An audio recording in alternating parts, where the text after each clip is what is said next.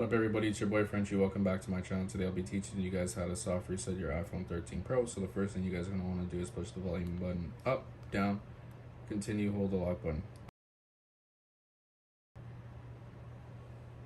Continue, hold the lock button until you see the Apple logo.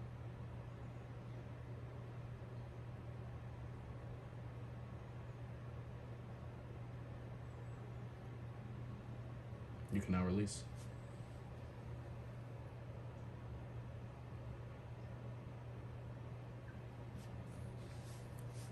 Make sure you guys subscribe to the channel as well.